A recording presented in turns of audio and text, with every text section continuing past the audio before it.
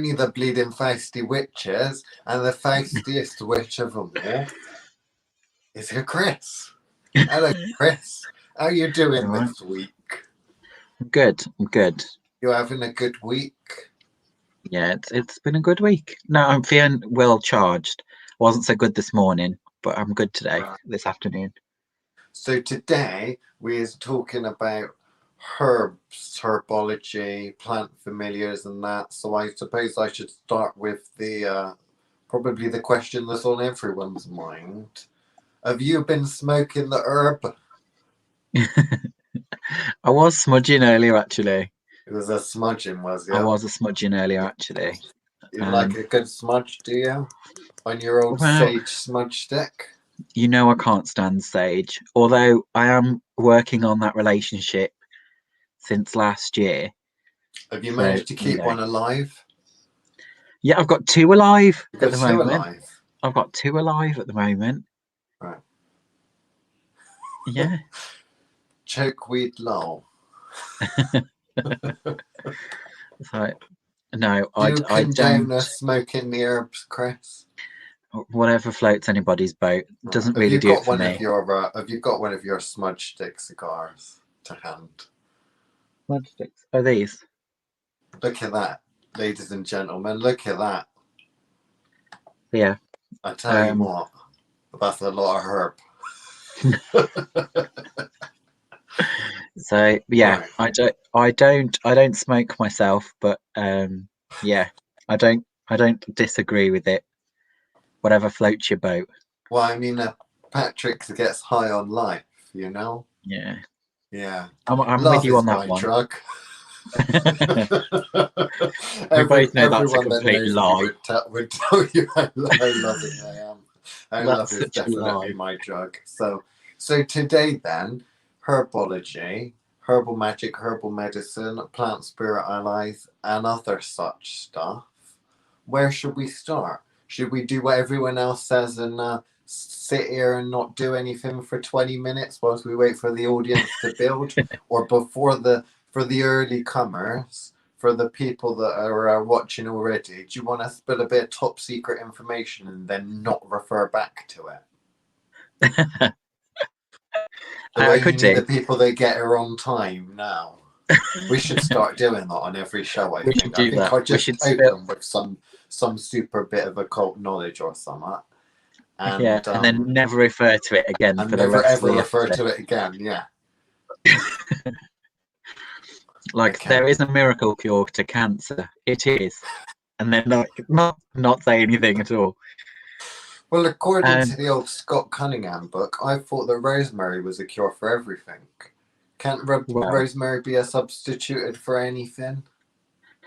See, I probably could substitute rosemary for anything, but that's probably because of my no. I meant because of my relationship with rosemary, which is different to saying that literally you can use anything for anything. So, you know, to answer your question, yeah, I guess we'll start with that is Scott Cunningham and his lovely lists of correspondences. So we're not very good with the correspondences, are we, Liam? No. Well, even if you look at the magical correspondences, then often they're a load of crock of crap. But you look at the medicinal correspondences in the medicinal herbal books, like the Parkinson's one. Well, it's funny because in the Parkinson's one, they're really good at giving magical correspondences, but I wouldn't want to chance maybe some of the old-fashioned remedies for certain things nowadays. If I'm honest with you, you're definitely taking your life putting your life in the hands of the gods there, aren't you? Definitely. But in terms of the magical books, on a magical uses for herbs, your old Scott Cunningham books and such, I find them pretty bad.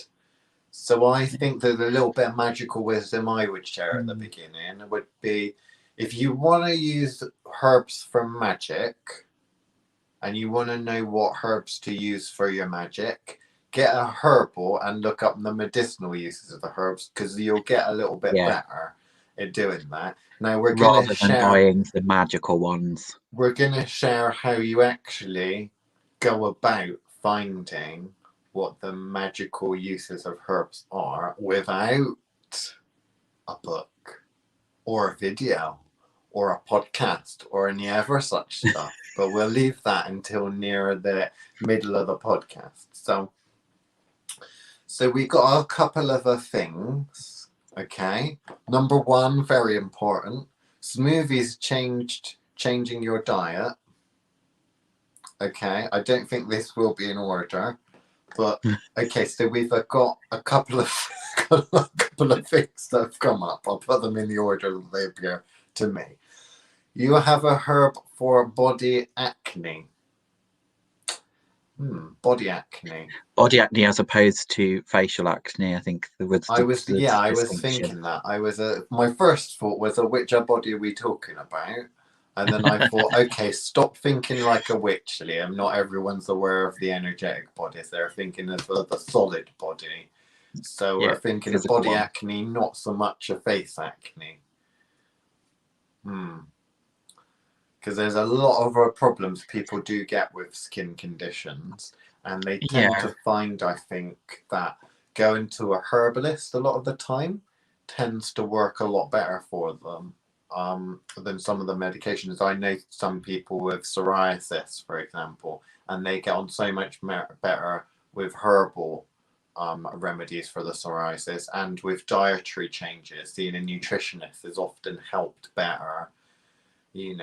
Switching to natural products, some making their own as well from lavender and such, and then seeing a nutritionist has helped a lot better with their psoriasis than prescription medications from the GP. And it's one of those things when we're talking herbal medicine, because we'll go into that a bit later, but herbal medicine's a bit of a minefield, I think, because I think it's because there's so many options for you now. With the whole world is opened up to us, which means that you've got herbal remedies from every kind of tradition available all at once, and obviously they're all telling you slightly different things because they've all come to slightly different conclusions. So it's a bit different depending on where you're coming at. What I think we should say is a bit of disclaimer is obviously that we're not herbalists, although you do have qualifications. I got qualification in herbalism. I got qualification as a master herbalist, but I don't think actually you would call yourself calling myself a herbalist.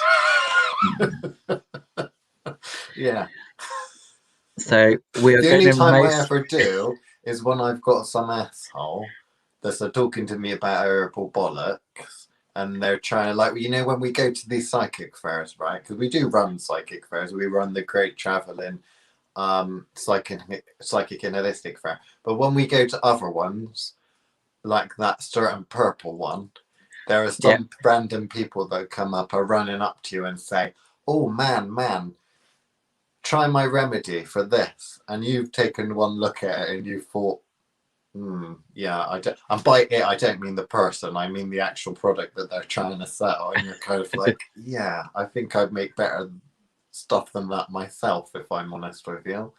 But so New York is currently in the process of legalizing marijuana, apparently, according to Patrick. So good luck with that. There's quite interesting when it comes to the marijuana and the cannabises and all that sort of thing. But it's quite a specialist field, I think, because in terms of marijuana and stuff, the amount of money that's being pumped into it legally and the research of it, it's going to be one of those things that people are starting to invest in and starting to be, early adopters, early investors are starting to make a lot of money from this cannabis kind of stuff. But I mean, they're really talking about, I think, trying to combine different varieties of cannabis into certain strains and then patent them, and that. It's going to be interesting to see where the technology goes with that, because at the moment, what people are unaware of, I think, is that they think that most of the money from the big companies that are going into cannabis and cannabis research. They're trying to aim at medicine. In reality, a lot of the applications that you'll see that's going to make a huge amount of money from cannabis is actually going to be not pharmaceuticals, makeup. What's this called? Cosmetics. Cosmetics. That's it. Cosmetics. There's so much application for that in cosmetics, and you know how much some of this cosmetic pentapeptide crap is worth. It's worth a lot of money. Well, if you're the company, the big company, I think one cannabis, something like that. They're trying to patent at the moment. They've been successfully trying to patent a lot of different things for technology, so they can be the dominant going back to the company. Going back to the skin part because of cosmetics.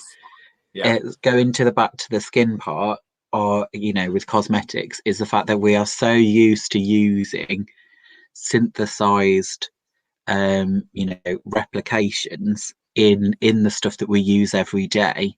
That is why we get so many people that are having skin issues in various different ways, is because we're so used to using the fake stuff. That actually the applications with things like cannabis and other natural oils, not just cannabis, but is allowing us to have, kind of set the slate clean again and start again. It's like starting with new kinds of oils that we've not been able to use before. But yeah, it's an interesting field, and like you say, it's a field of its own, because it's one of those things where it's another one of these weeds that lots of people have had so many different uses over time. I know in the archaeological fields at the moment, there's still big parts about actually how much of what we thought was linen is actually hemp, and other kind of plants that are available. Now we've got better technology to look at it and kind of go, and actually, is that really what we thought it was? Or have we just kind of ticked all the boxes because we couldn't look close enough? So there's a lot of research on a lot of levels, I think, coming out of different kinds of plant work. But yeah, to go back more to kind of mainstream, not probably going to go too much into herbal medicine specifically, just because I think that would end up dominating the entire session. But probably talking a bit more about working with plants in general. I think most people start with what have you got at home. So culinary herbs is where most people kind of start. What sorts of plants do you use in your food? Plants are around your home, kind of thing. Okay, so if we go from the currently where we are, and then go backwards, and then come forwards again. So currently, when it comes to the use of herbs, herbal medicine, all of that sort of stuff, it tends to confuse people, right? Because you can find loads of GPs and doctors and institutions that support herbal medicine and say it's good and that you should use it because it's very effective. And then you get other people that work for drug companies that don't like it so much, and they'll say either it's a rubbish and it don't work, or they say, oh, it's too complicated, don't do that, go and buy our prescription drugs from your pharmacy and such. And it leaves people quite confused. So nowadays, really what we're talking about is a lot more clinical studies being done on the medicinal use of herbs and stuff like that, to the point where we're starting to kind of separate the magic from the physiological medicinal uses of the herbs. The further back you go, you find the magic and the kind of science, because magic and science were just the same thing essentially back then. They're combined together. The problem is that from a modern day, what we often look at when we look at formulas and when we look at terms and things like that, eye of a wing of bat, eye of newt, all that sort of stuff, then you're kind of trying to take a modern day scientific approach to something that's quite mystical and coded, and it can confuse a lot of people. So in order to take things going forwards, what I don't like, and what I try to warn clients away from, is this kind of thing that we have in the wellness industry, which is latching onto the latest and greatest thing that we then try and import a load of, deplete the natural reserves of that, destroy the environment that's naturally growing in, just to import it, because that's currently what the latest blog posts are writing about, and what the latest, word on the street is that it's good for you. Superfoods, all that sort of thing. When you look into it, they can be useful, but you'll often find, like the amount of times we've talked to people about CBD oil and stuff like that, and copaiba oil was something that was being pushed for a while, wasn't it? It's like, the latest one's turmeric, isn't it? Turmeric, yeah, that's it. So, it's going to be something that's quite a complicated subject, and we're going to try and start. We've gone from currently where we are from science, and we're going back to the magic. And then what we want to do is we want to take you from the olden days, from the magic, and see how far we can get within the next 45 minutes to modern times. So we're going to start off with the magic and getting to know the herbs and stuff from a magical perspective. And then we're going to kind of maybe go into some of the more modern medicinal uses, because we're ones for saying that you should be working on all levels. So you should be working on the energetic level, but you should also be working on kind of the physical sciences level. So there are a couple of questions and stuff like that. Regards to charging tinctures and salves, power sources, lamp spirits, that kind of thing. And then medicinal questions such as, is seaweed good for you? Seaweeds are very, very good for you. There's a lot of stuff in seaweed. I think I've got some seaweed here. Yeah, seaweed's very good for you. Seaweed's very good for you. I add it to salad and stuff like that because it's got so much minerals and stuff like that in. And nowadays, with the amount of processed foods that we eat, even the foods that we don't realize are processed are actually kind of processed and stuffed with all sorts of nasty shit. Yeah. So, adding things like that into your diet is really going back to how things used to be, isn't that right, Chris? Because we're talking more locally. There was no Amazon or eBay, and you couldn't import a load of stuff from abroad. So you just find what was available readily to yourself in your local area. So you'd be only really familiar with herbs that you could find and you would know personally.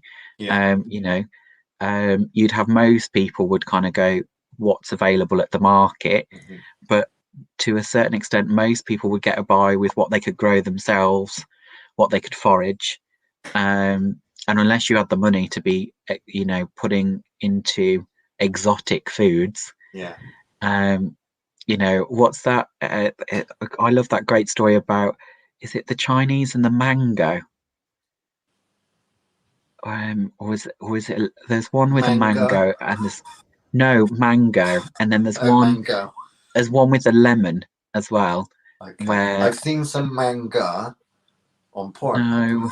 No, I'm glad you're trying to be funny. Must be somewhere different. I'm glad you're trying to be funny, but no, there's an actual story there. You're just uncouth and uneducated. Frightfully common. But yeah, there was a point where managed to discover the lemon. I think there is something like a lemon or a mango that's preserved in some huge museum somewhere, because it's like the original ones that were sent out to be given to the provinces in order to say, this is, you've never seen one of these before, this is a lemon, like that sort of thing. Like I say, don't quote me, but there was some kind of exotic fruit, but I'm not going to go into it. The is that kind of part of, at one point, certain kinds of strawberry and dates and things like that, they were imported even back then. They don't naturally grow here.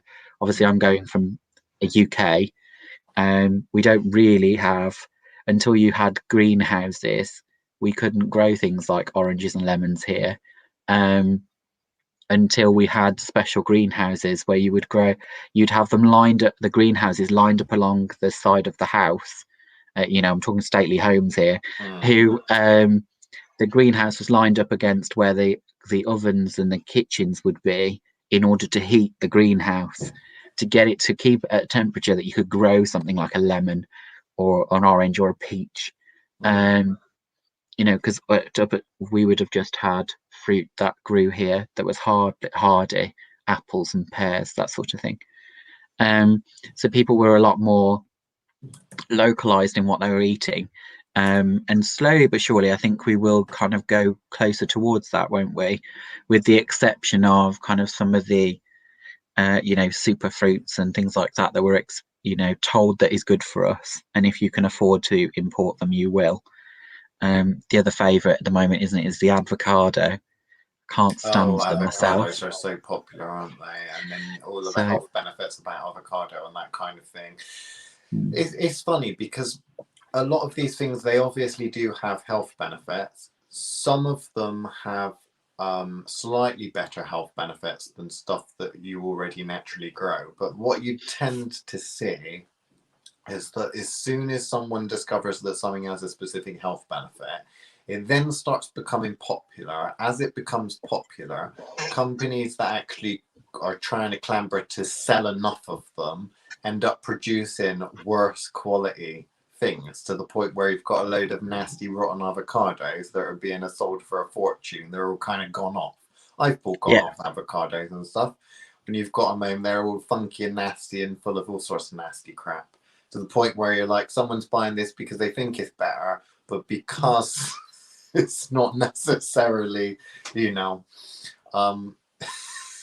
the avocados that you think you're getting, it may not actually be any better. It's probably actually going to make you a little ill. But there's a couple of things that we kind of need to pick up on. So from the magical perspective and from the learning herbalism and herbal medicine perspective, the best thing I think to do is not to be a collector and collecting loads and loads and loads of different herbs and stuff like that. You need a balanced diet in general, but if you're really wanting to go down the herbal route, herbal medicine route, and that, in terms of learning that and then using it in your everyday life, what you want to try and stay away from is, you want to try and stay away from wellness companies that are selling you the latest supplement pills and all that sort of thing, and multivitamin pills and stuff. You want to focus on what's growing naturally around you, because you'll find, when you look into the history and the uses of a lot of local plants, take one of the most common ones that you'll all be able to identify, and that's stinging nettles, right? So with stinging nettles are medicinal. I mean, you can flog people with them as well. That's been medicinal in another, you know, if you're trying to get out some attention, then maybe do a little bit of a BDSM with the husband and wife and flog them when they've been bad. That's obviously a stress reliever. Don't actually go away and do that and say, Liam told me to do this, because I don't know, can I get arrested? That's not advice. Don't do that at home. But the Romans found stinging nettles so useful, they took them with them when they came and tried to conquer, you know, Britain and that. So you've got a lot of things that are actually around, because you might think stinging nettles, oh, that's probably something from back in dinosaur times, when actually the Romans brought them to the UK, and they brought them over because they were so useful. When they were invaded, they want to bring them along. So things like stinging nettles,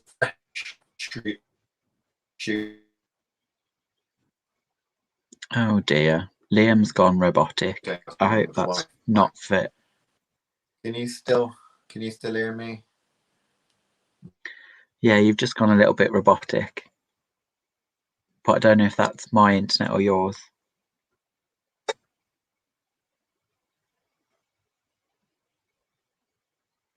Oh dear. We may have temporarily lost him. I don't know how that works for the rest of us. Normally I would just delete him and carry on without.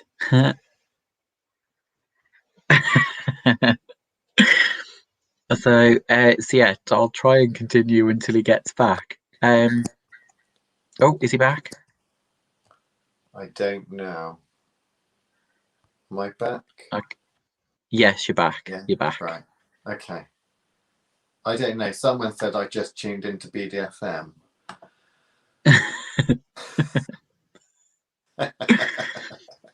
So yeah, sorry. Going back to nettles, which is what we were Yeah, talking about nettles. before, was a case of yes, you know, there are lots of health benefits in terms of antioxidants and all that kind of stuff for good for your body, but Tincture also making.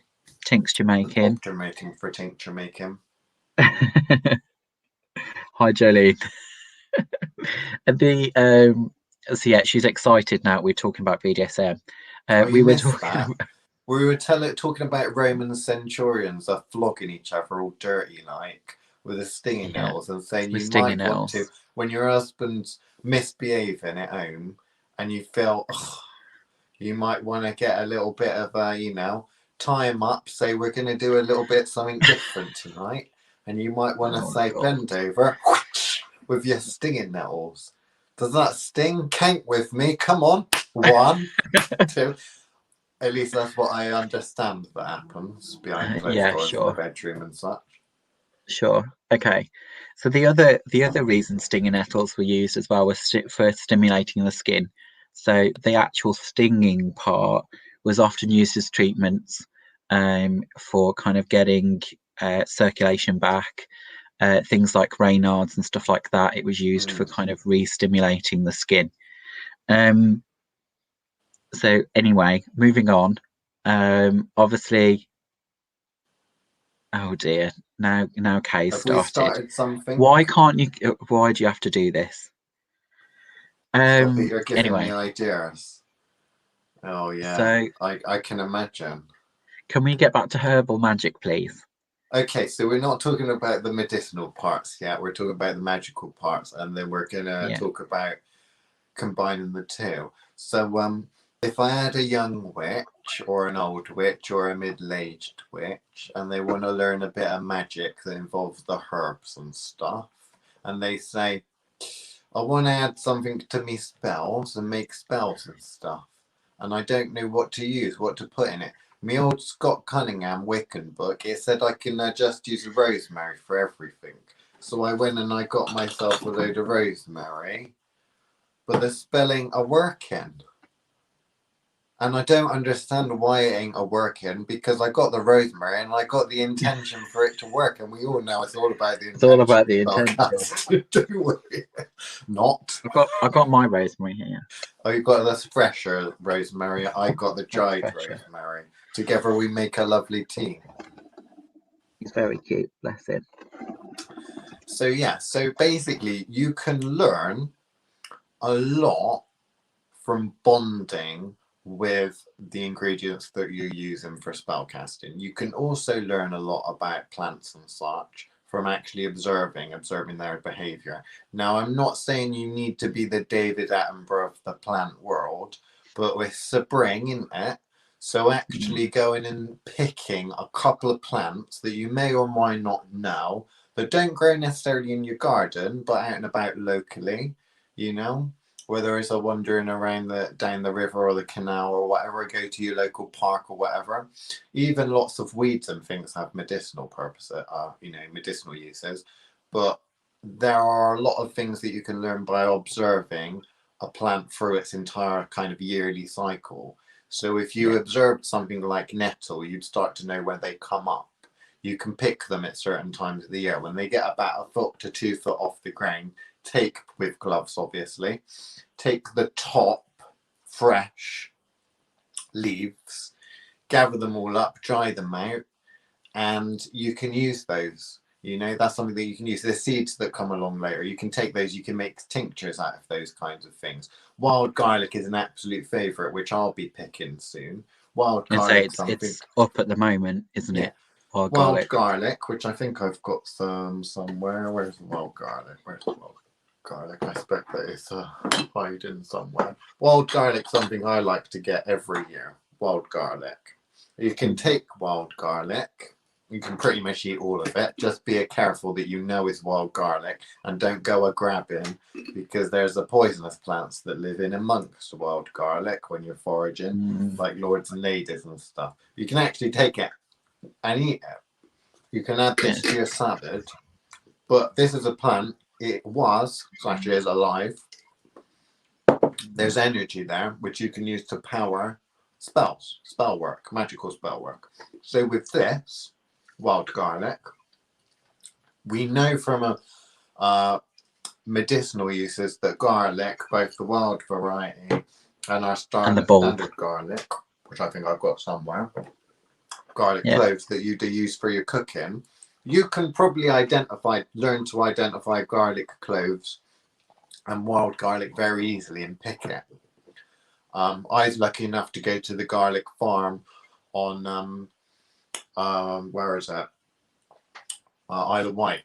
Oh, that's amazing. So many different varieties of garlic. You'd never know how many different varieties there are. But they're great antibacterials.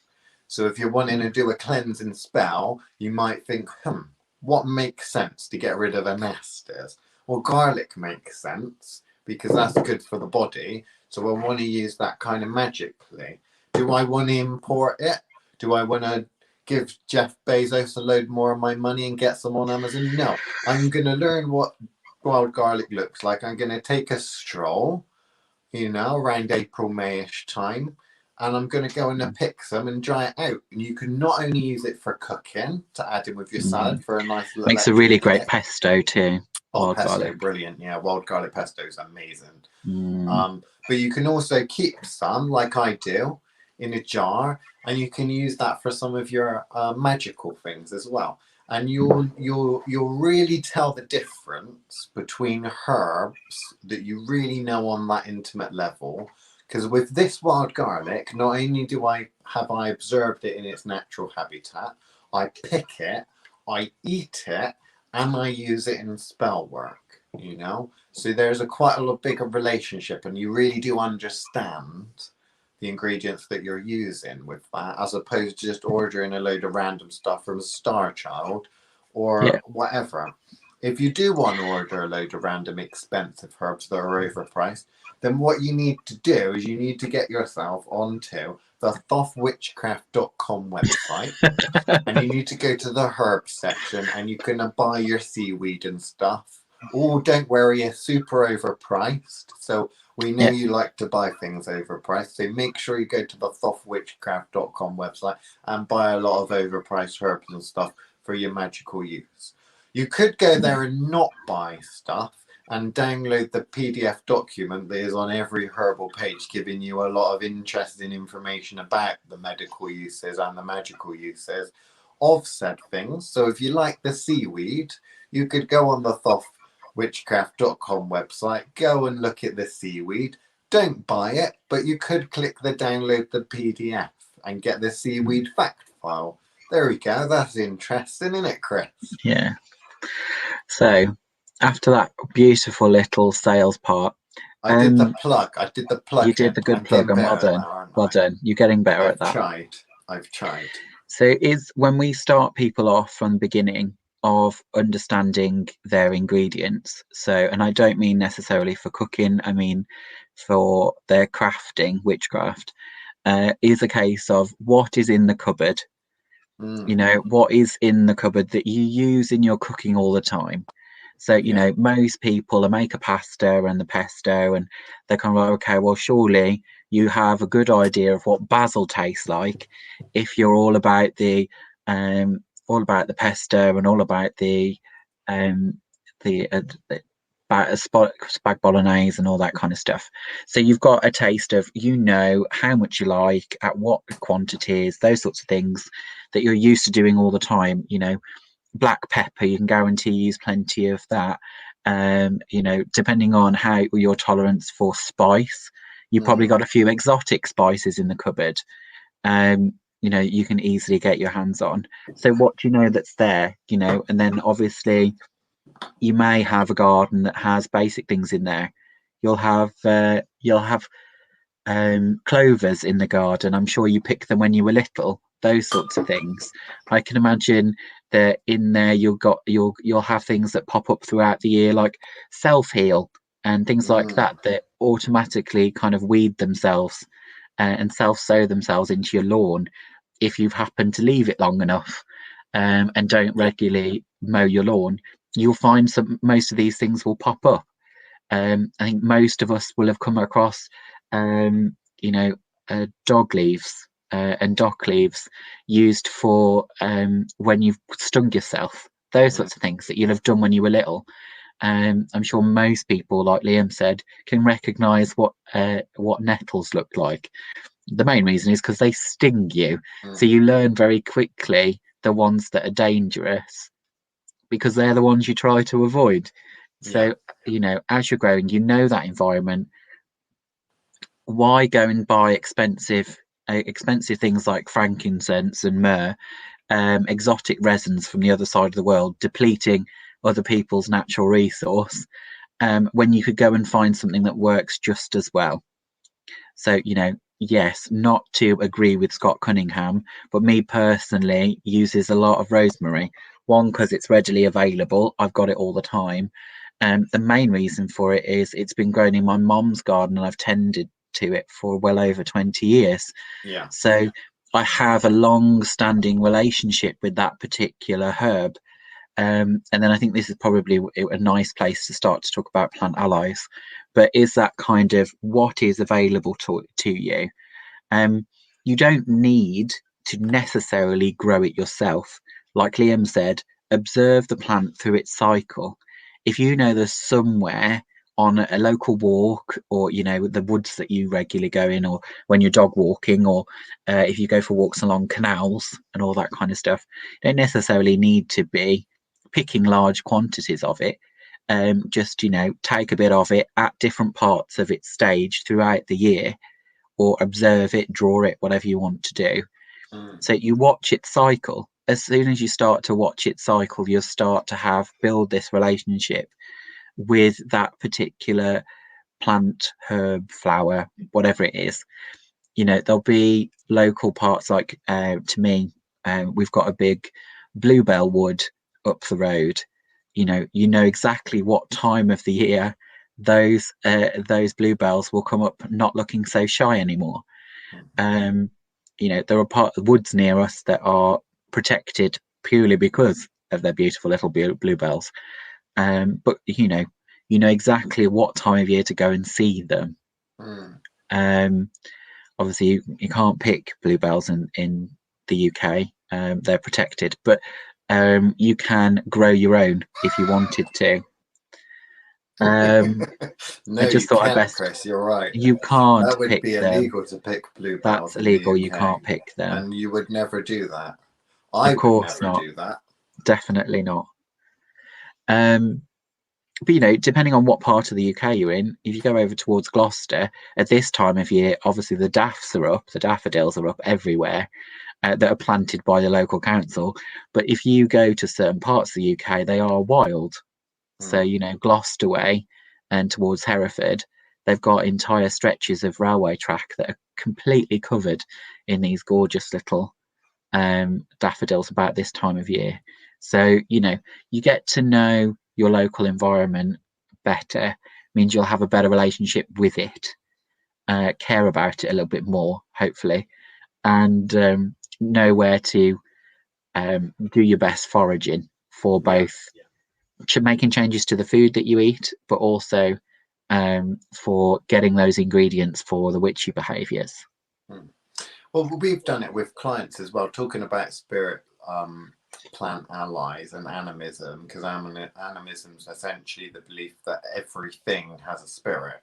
So it essentially is common sense, because if you're talking, well, there's energetic parts of something and physical parts of something, we can understand that from animals and humans, because you'd think, well, that's alive, so obviously it must have a soul.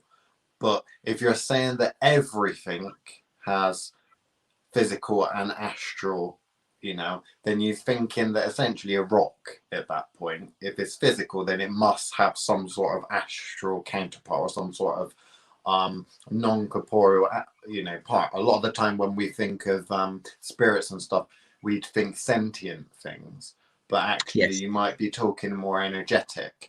And what we tend to get is people kind of confused as to, well, how are you starting to pull information from the plants, speaking the language of the plants and such? And one of the things that we tend to do and push people to do when they've started to identify and work with these plants that they're seeing out and about and starting to learn them and watch them, they're actually bonding and picking up a lot more information than what they realize, to the point where if we say, okay, get 4 or 3 or 4 jars or something like that and put them down, and I want you to tell me which one the emotional plant is, which one's the angry one, and which one's the loyal one, and they say, well, from a personality perspective, you know, I find this one quite angry. And then you say, well, wait a minute, it's not really as a plant. How are you getting that? But because of the observation they've made from how it grows, you know, whether it's, we've got someone that's working a lot with what is it? That binds around things, ivy. And the way that you watch the ivy grow and bind, you wouldn't necessarily think that that's an aggressive thing. But actually, using it for binding magic, because we did the binding magic video live for FAUSTY Witches. Was it last week or the week before? I think it was last week, wasn't it? Last week. That sort of thing. Sympathetic magic, symbology. We're looking at what does it do in nature. What it does in nature, funnily enough, is something that he likes to do. So instead of calling on that angel that likes to do nothing other than what that angel does, call upon the spirit of the plant that naturally likes to do something. If it likes to constrict trees and throttle them until they die, maybe that sort of ivy is a sort of thing you might want to work with for a binding or something like that. Yeah, if you've got something that's a poisonous, you want to be careful using it, but you might want to start using that for some baneful magic, you know, that kind of a thing. So vibrational frequency you get from a plant. So we've got a couple of questions. What's the best herb for smudging yourself? And then we've got talking about vibrational frequency, and even talking about things like elemental magic, elementals in nature. Some person just put olive oil. Love olive oil. The 2 things that I cook with the most, the 2 oils I cook with the most, are olive oil and avocado oil. I use for magical work quite a lot of rapeseed oil for the basis for magical oils, just because I've got given so much of that for free. So when I do experiments, which you'll see on the Thoth TV YouTube channel, YouTube channel, I'll post a link. I did a little horseshoe protection charm, talking you through how to use a horseshoe for protection, magical protection for your house or building, and we made an oil to put on that. So what I said to do to get used to working with ingredients and things for magical purposes that you can already relate to because you already know them, rather than going and ordering something from abroad or something weird and wonderful, you go for what's naturally in your kitchen, you know, like you were saying, Chris. What's to hand? What's to hand? What's available? And you go by, well, what do I know that this does? Is these chili flakes, are they spicy? Are they hot? Well, I'm going to use that as some sort of a punch or some sort of a back off type thing. So in that or video, just to raise an energy, you know, if you know that's going to equally, if you've got someone that you know it doesn't tolerate heat very well, so someone's got the IBS, then that is something, you know, if you're trying to do irritating magic, you know, that is going to be harmful or baneful, then yeah, potentially chili is going to be the perfect choice for that particular individual. Or for your, you know, if you're using work that's what it irritates. That's, you've got to remember that when you're selecting items, you're selecting them based on what your kind of use is.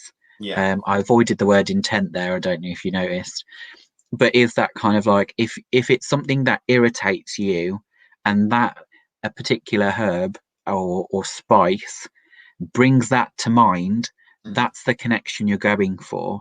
Those items that you are selecting need to get you to program your space, to program you in that magical working. So by doing that, that's, you know, that's why you would select the ingredients that you're selecting. Suppose I'll go and answer the smudging question. My first question to anybody saying what should I use for smudging is, why do you smudge? So if you're just smudging because that's what you're told to do, cleansing out certain kind of energies, there are lots of ways to do cleanses. smoke cleanses are very different to water cleanses, and it's depending on whether or not you feel that's necessary. I probably only smudge when I'm really wanting to get rid of something, but they're not part of my daily cleanses. So my daily cleanses would be more tied into the things that you already do, like brushing your teeth or washing your hair. Those are cleanses that are done. If you're normally, when I'm smudging, it's you want something you go for smoke because it's thick and it deeply Atmospheric. penetrates. It's asthma. If you've Yeah, got a room that's picking up and retaining a lot of energy, like the consultation room picks up and retains yeah, a lot of energy, is the atmosphere of the room. So I'm going to use something. Smoke is a brilliant one for yeah, that. So using one of Chris's wonderful smudge sticks, which he'll talk to you in a minute about, I would use that because it makes sense. I would never use a smudge stick on myself personally because I'm a no, person. What I would do is I would make shampoo, conditioner slash something that I'd marry up with my everyday cleaning routine. Because if yeah, I've got to clean my body, I might as well clean my body and my energetic aura. So I might as well bodies. do those two things together. Yeah, In terms of the smudge sticks are quite a good way of doing that. The problem with smudge sticks is that they're very often imported abroad. They're not very good. You know, if you're talking about saving the planet and all that, very, very bad idea to use smudge sticks. And also, they're often sage smudge sticks. Why are you using sage? Probably because if you go on the New Agey website, that's all that's for sale. And because they rip it off from some Native American culture, which isn't necessarily your culture, and you don't have a connection to that. Now, Chris, you don't do that. You've created a smudge stick based on what means something to you, and essentially energies and plants that are loyal to you to a certain extent, which is going to be way yeah, more powerful than a sage smudge stick, surely. exactly. So that there are lots of things you can use to smudge. You can use pretty much any herb that will create a smoke. So I this morning, funnily enough, decided to burn some holly. I know that seems really strange, but I was drawn to do it, not for a cleansing, but for something else I needed to do. But I because it was completely dried out, obviously it burnt beautifully. So it was something that I just used because I had to hand. Obviously, I tend to use rosemary in mine. Um, but that's mainly because, like Liam says, I have a long-standing relationship with that. Some people like to burn bay, lavender. I know lots of people that burn cedar wood, things like that. The bit you've got to remember about it is the main reason you're not going to use, except for cleaning magical spaces, something as thick as a smoke, is because you are inhaling it. Lots of these things are not good for you to breathe in.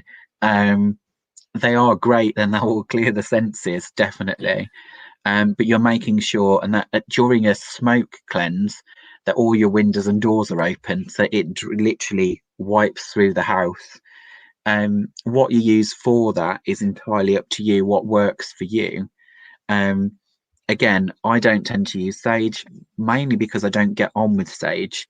But then also, most of the sage that you'll buy in various different shops is desert sage, and is either forced to grow in places it's not designed to grow, in which case, not great for the environment. Or the other part is that it's taken from places it's not supposed to be taken. Yeah. A lot of desert sage is actually illegally harvested. So do be careful where you're buying things from if you feel the need to buy them. You're But you gonna can buy it burn. from your local New Agey website or shop. Does it Just say make on the sure you know where it's product come page from. where it comes from? If it does say, it's probably gonna say the city. Sorry, it's probably gonna say the country or maybe only the continent that it comes from. It's not going to tell you who it was picked by. It's not going to tell you whether it was ethically sourced. These sorts of things you've got to be a little bit aware of. So when it Yeah, comes to that, I mean, the rosemary is a great one for smudge sticks, I think, because a lot of people have rosemary that they can grow in this country super cheaply. And you can literally, a lot of new build estates that you get, all these new build cities, yeah, They have rosemary planted the majority of times out in the front gardens and Because such. it's easy to grow, it's low Yeah, maintenance, so and it's used on everywhere. it's a very, very useful thing to be used with for cooking, but also for smudging and that. Is about being what makes sense. I mean, if you're wanting to maintain an energy, you wouldn't probably use a smudge stick for that, because a smudge stick is almost like a Yeah, fire extinguisher type thing. You get it yeah, out when you need it to give a burst. If you wanted to maintain a sacred space or something, you wanted to use herbs to do that, you could put the actual plants in plant pots there. I've got yeah, one on the wall behind me. Don't know if you can see. But also you've got to think in terms of, well, you could make an incense to retain that and burn that. So it's a trickle burn or an air freshener. You could even make it essential yeah. oil based air fresheners, or those little jar things with the sticks in. Reed Diffusers, diffusers. reed Yeah, those sorts diffusers. of things are another thing that you can use, that kind of thing. Don't just go for the stereotypical stuff. Think a little bit outside of the box. So moving on, energetic frequency, I suppose we could go for next, was the next one. So what vibrational frequency you get from the plant. So I'm presuming that's talking about identifying the plant, bonding with the plant, communicating with the plant. A lot of people will think that when they hear witches and such talk about, I spoke to the plants and I talk to the plants. You might talk to them because you are speaking presumably English, so that would be what comes out of your mouth. But it doesn't necessarily mean that when you pick that rosemary up, you're going to see a little voice that's saying words and such. When I open up the cabinet here, which we take out on tour with us, and it's got a lot of herbs and stuff there. If I've got a use in mind, if I think I want to do this project, I want to create this healing remedy or this thing for this person, and they're sat down in the consultation in front of me, I'll go over to that and I will be drawn to things. And I kind of get kind of thing. I don't hear a voice, Yeah. but I feel like it's almost like, when someone's staring at you and you're like, I feel your attention goes there because you feel it somehow that someone's staring at you. I get that with those. When I look at those, you just get attracted to a certain something, some more than others. And eventually when you start to work with them more and more, you'll hear or you'll feel or you'll sense not just your attention going to them, but them trying to crave your attention. There's some stuff in that little cupboard that are basically, they're like little whores. They want to get in on anything I'm doing. Yeah. There'll be others that Shout just chime in every now and then. Once, they might come up once in a blue moon that they just kind of they want to get involved with it. I think it's best to treat the things that you're working with from a magical perspective as alive. Whether you believe they are or not doesn't really matter. The simple reason is that you'll respect them more.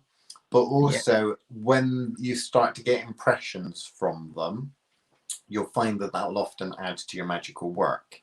It's same with tarot and things like that. When you ask questions to the cards, images printed on a piece of paper, they will talk back. There'll be information that's given back. So a lot of the secrets with working with herbs for magical uses and that, from a beginner's perspective, is about learning that and getting used to that. And in terms of vibrations and that sort of thing, you're really talking about how you see, diagnosing, how you sense things, psychic development, all that kind of stuff. Anything to add to that, Chris? I don't know. Well, it's the same sort of stuff. So just kind of getting to know the personality of these kind of herbs, etc. You'll see how they grow, how they taste, how they smell. Use all your senses, and you will get some things that just throw out every time at you. It might be because that particular herb is one that you use and have had the most interaction with, so therefore you're drawn to it quicker. I find this quite often interesting. I dry a lot of herbs in my bedroom at times, which is probably not advisable. But I know when I've got when I've got rosemary drying, in my bedroom, I get the most vivid dreams for the next few weeks while they're drying. Like, and that sort of part is where it will leach into your life. This, because obviously the smell, the aroma, the a sense of smell is one of the most triggering for memory. So that's why aromatherapy works so well as the way it does, is because it has this power to kind of seep in and trigger memory points that you don't even realize there is a connection there. And working with plants will allow you to do that. Those that smell, those that what was that one that smells practically like a crypt? Oh, valerian root. You like crypt as frankly. Well, when we first started smelling when I refer to frankincense that we sell, you would keep saying about yeah, I call frankincense crypt. I can't stand it. But there's one that smells like kind of rotting dead corpses, and that's valerian root. Yeah. It really does have a way of kind of breaching its way into your psyche. The smell is, but there will be things like that. Like, I can't stand the smell of geranium. And that's in most people's gardens because it's so easy to grow. I cannot stand the smell of it. And lots of people use geranium oil in healing remedies for the skin and easing sleep, things like that. That would not work for me. Which is again why you should go with your gut and what works for you more than anything else. What else was on the list? Have we missed anything? There's quite a lot of things. I mean, there's this one I suppose we should answer because they'd expect us to. Is that because the drug companies are money orientated? So in terms of, this is one that comes up, people like to talk about two sides of the story with this one. Herbal medicines, herbal remedies and such, and drug companies not liking them and stuff. The basic premise of a pharmaceutical company is a company is a business and it needs to make money. They do a lot of research into a lot of different things, but as soon as there isn't a way of making money from that research, i.e. a drug that they can patent and such, they will abandon that research, whether it's for the greater good or not. It's a business. That's what they do. Yeah. Economically, they're going where the money's essentially taking them. The problem with drug companies a lot of the time is that when you make drugs, you're talking about essentially kind of patenting a formula. And there's two problems with this. One is that you normally have to make, I say a fake version of it, but even if you were to take something like a plant herbal remedy, what they need to do is make a synthetic version of that, isolating the active ingredients. When you isolate the active ingredients and they can patent their formula, they can patent it and make a lot of money from it. The problem with that is that will run out eventually. So what they then have to do is tweak the formula. Otherwise, other pharmaceutical companies can then eventually copy the formula. So you have, when someone creates a vaccine or they create something, they get that patent for a certain amount of time. Normally what happens is they'll tweak something and say, we've changed it, or this does something else. We need an extra however many years before that then runs out again. The most dangerous part, because that's not the most dangerous part, that's just unethical. The dangerous part is that with herbal medicine, and to a certain extent, essential oils, aromatherapy, that kind of stuff, there are things that can have an effect on the body, of course. But when you're talking about making a potion and such, or herbal remedy, there's a lot of things that are going into that. Normally parts or whole parts of the plants with lots of different chemical constituents, particularly when you're talking about bacteria, bacterial infections, antibiotics, that kind of thing. If a pharmaceutical company makes an antibiotic, that's a simple structure. It has to be simple because they create it synthetically in the lab. If you made or created herbal antibiotics, they would be super complicated structures. They'd have a lot of different chemical constituents and such. So when a bacteria is trying to create a defense against that, then it's really difficult because there's so much, the structure is extremely difficult.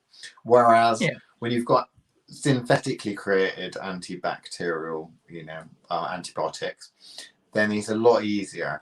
And when they've got to that active ingredient and they've absorbed it and learned from it, essentially, not only can they pass that on to any form of bacteria that they meet, but that active ingredient no longer works. It's quite a complicated thing. I did a blog post on it. Antibacterial resistance is on the thothwitchcraft.com website. I'll put the link up. thothwitchcraft.com, Book of Shadows blog. I'll see if I can find it now for you and put it in the chat. But it is a very, very scary subject because many people nowadays, doctors and the like, are worried about that kind of problem that we're having. End of the day, we've got to a point where we have been reliant on certain ways of treating. And it comes down to the fact that there isn't a perfect answer to either. Not one isn't more important or more useful than the other. They constantly learn from each other. So the foxglove, for example, digitalis, is still used in heart medication, but it's not the entire plant. It's a particular chemical constituent that is put out, then often synthesized. The main reason for synthesizing anything is down to making it repeatable. That's what it comes down to. If you use a plant, every different time you harvest from that plant, you are getting different quantities of the individual constituents that make it up. So there is no way to dose somebody regularly and to regulate for that dosage if it's done that way. So, hence why it has to be done that way. And that comes down to kind of, our unfortunate suing culture, etc., that makes things like that and makes research slower.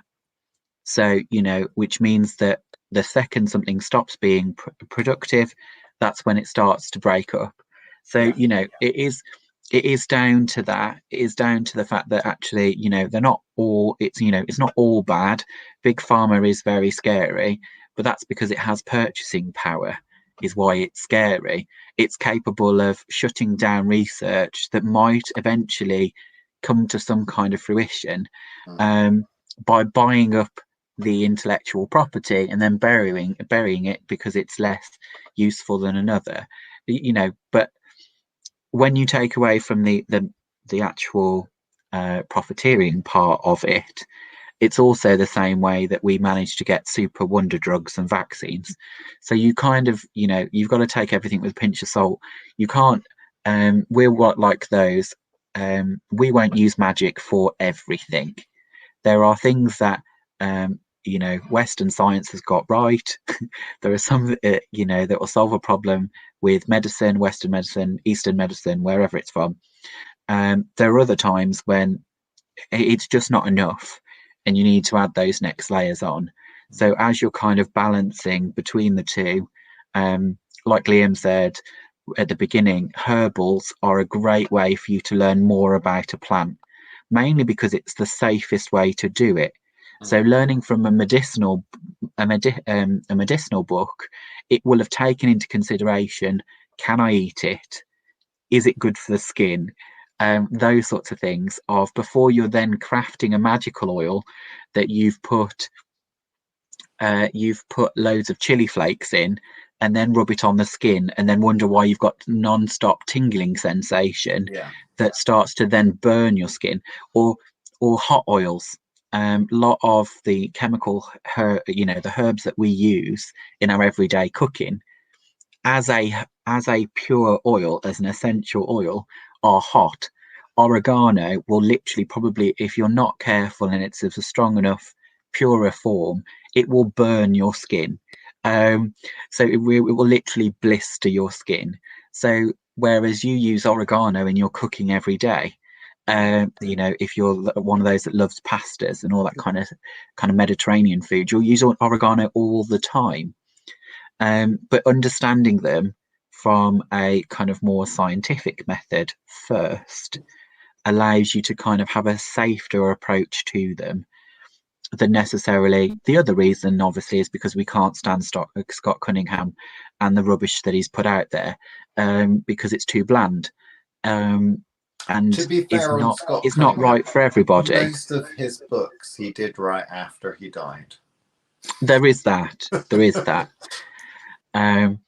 So so going back to that is establish the relationship with the plant that you are using for your magical work. If there are ways for you to start putting mint, for example, into your using every day in your cleanses, that sort of thing, or if you're drinking tea in order to settle your stomach, those sorts of things, you'll start to get those relationships with the ones you can consume is often the best way to start.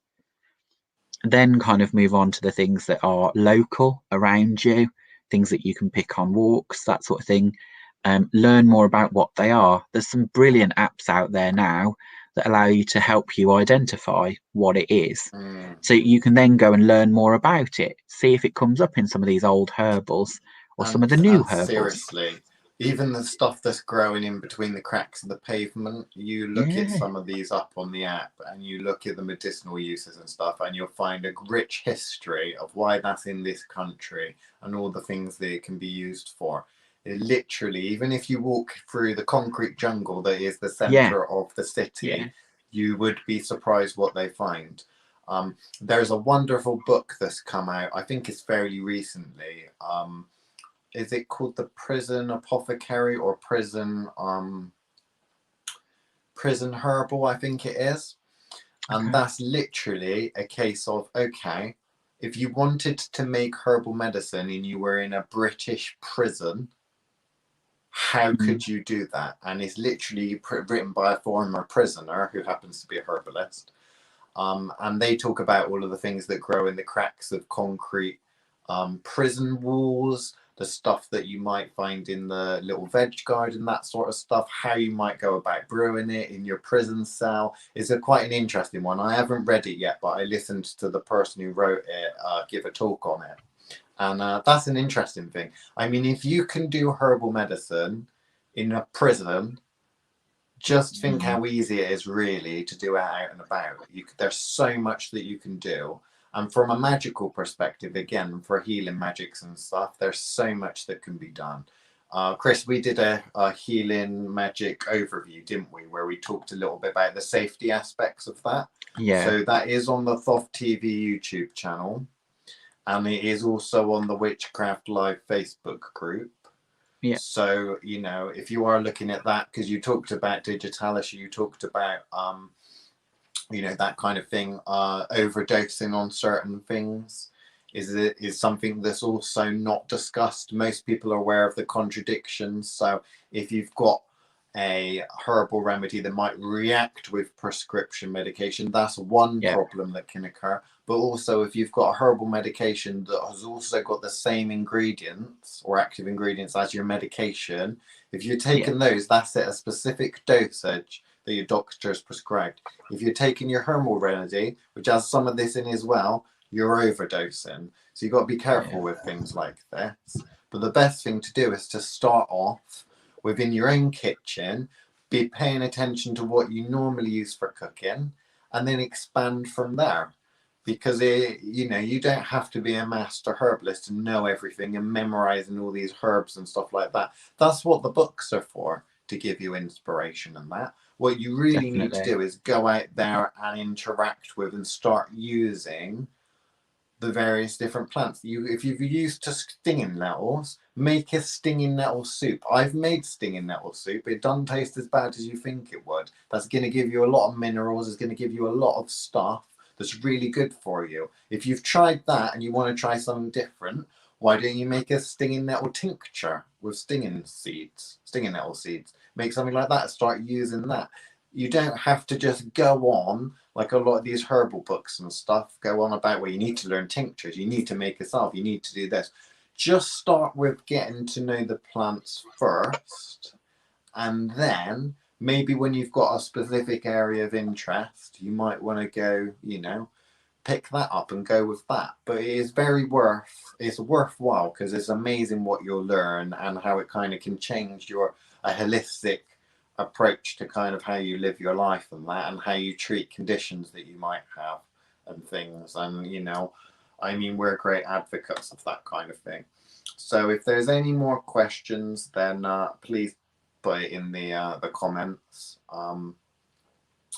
Tea is the best thing to start with. We've gone over again. We have gone over, so we might get told off. I don't know if we're going to get told off. Tea is the best thing to start with. Tea is brilliant. Okay, that is a really, really good one because we're used to this is black tea. Black tea is for tea leaf reading often, but a lot of things can be turned into tea. Essentially, it's just dried ingredients. So there are so many things that you could try and make a tea out of. A lot of it will taste crap, but sometimes mixes and things like that. Like we got that morning kick tea, haven't we, Chris? That we sell. We don't sell it on the website, but we do sell it in a batch. When we have a batch of it in stock, we will give it away often at events, or we'll, when we do our tea and tarot classes, we get people to pick various different herbal teas that have been made. There's one that I really like, which is like a fruit salady tea. It's still tea. It's disgusting. It's so sweet.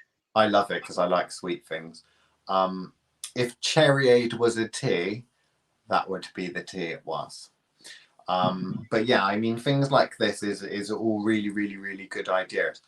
Keep it simple. You don't need to overcomplicate things. When it comes to formulating, most of the formulas that you'll find in herbal medicine that work extremely well, as with aromatherapy, I think as well, actually, is just keeping the formulas quite simple. You only need 1 or 2 or 3 ingredients. A lot of the times, if you're talking a tincture, you're only really using 1 ingredient. But a lot of times people think that they try to overuse it. The one thing I would finish on as a homework, if you want some homework and go down a little rabbit hole, is to maybe do a little bit of research on 4 thieves vinegar and consider making your own recipe for 4 thieves vinegar, because that's something that can have so many different uses, from making your own cleaning products to treating conditions and stuff like that you have. Magical uses as well. 4 thieves, if you make a nice interesting 4 thieves vinegar, then you can use that for all of those different things. And this is a simple enough approach for you to do that, to really feel like you're actually getting involved with the potion making. There's got a lot of rich history, interesting history to do with it. We're coming out with a 4 thieves vinegar kit soon, aren't we? Where you can make your own box of thieves, I think we're calling it, Chris. Yeah. And we'll just end on one more question then. So the bottom question we've got is, have you ever used mandrake? Now that's a question. I don't know. What do we talk about mandrake? Because we haven't got that long left. You could go off for an whole hour talking about that. We might have to do an episode just purely on mandrakes and we'll do an episode all about mandrake / mandragora. And we'll talk about the history, we'll talk about the medicinal uses, we'll talk about the magical uses, all of that sort of stuff. So we will do that. Should we do that next week? We could do that next week. Yeah, we could do that next week. That would be good. Next week do a FAUSTY Witches episode. So again, it'll be on Wednesday at 8 o'clock. All about mandrakes. So there we go. Because we've both grown mandrakes, some more successfully than others. And yes, they're huge. Mandrake's just got is so rich in folklore and history. That's actually a fascinating topic all in itself. So we'll cover that next week. We will, because it's such a huge variety of things you can use it for. And to answer your question though, yes, we've both used mandrake, and yes, we've both attempted, one more successful than the other, at growing mandrake from scratch. So yes, we both got plenty we could say about mandrake. The only ending thing I was going to show is I got my new little friend here, my new Time, who is actually this one's actually known as a upright Faustinoi is the variety. So this is a Fausty time. So let's have a Fausty time, which I hope we have all had a Fausty time this evening. I've had yeah, a Fausty time. I had to buy I'm a that. Fausty witch, so I had to buy him. He's very, very cool. We should make him the mascot for the show. He may have to. We'll have to get him sunglasses and everything. But yeah, there we go. That was my last. I think we could. It's one of those subjects we could do an entire show purely on herbs. It's so easily done. Yeah. You could do an hour on each herb, to be honest. Yeah, and you still wouldn't get through all of the information on it. We do the next 10 years, and we could still be talking about herbs. But then this would be a virtual video herbal then, and I don't think that's what Fausty Witches is supposed to be. No. We got to go back to cursing people at some point. Yes. Yeah. Well, we can do some of the cursing when we talk about mandrakes next week, so it's all good. Yeah. And then making mannequins and stuff. Mannequins. Breathing their life into the mandrake and all the secrets and stuff. Yeah. So yeah, join us next week for our next episode of Fausty Witches, where we're talking about the secrets of mandrakes and that. Thank you ever so much for taking part and commenting, everyone that commented. Buy some shit from the thothwitchcraft.com website.